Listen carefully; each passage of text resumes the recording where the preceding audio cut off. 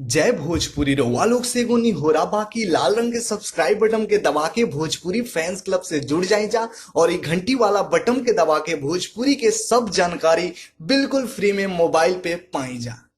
नमस्कार दोस्तों, आप सभी लोगों का स्वागत है हमारा चैनल BFC एल्बम न्यूज में। दोस्तों, वीडियो को आगे देखने से पहले लाइक कर दीजिएगा, चैनल पे नए हैं तो सब्सक्राइब करके बेल वाले आइकन को ऑल पे सिलेक्ट कर लीजिएगा ताकि ऐसी और भोजपुरी की लेटेस्ट वीडियो देखने के लिए सबसे पहले मिलते रहे।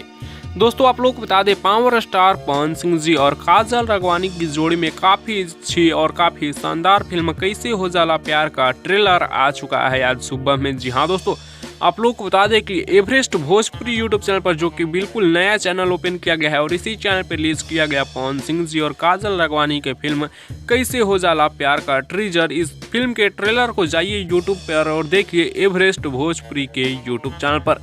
ट्रेलर काफ़ी ज़बरदस्त है, काफ़ी शानदार है, इसका रिव्यू बहुत ही जल्द लाने वाले हैं। तो आप लोग इंतजार करिए और इस फिल्म के ट्रेलर को देखिए, और देख लिए तो नीचे कमेंट्स में बताइएगा कि आप लोगों को ये फिल्म का ट्रेलर कैसा लगा और ये फिल्म देखने के लिए आप लोग सिनेमा हॉल में जाएंगे या फिर नहीं। वैसे इस वीडियो में इतना ही, मिलते हैं आप लोगों से नेक्स्ट वीडियो में नए अपडेट के साथ। तब तक के लिए बने रहिए आप हमारे चैनल BFC एल्बम न्यूज के साथ। आप लोग यूट्यूब पर जाइए, एवरेस्ट भोजपुरी सर्च करिए और पवन सिंह जी और काजल राघवानी की फिल्म कैसे हो जाला प्यार के ट्रेलर को देखिए।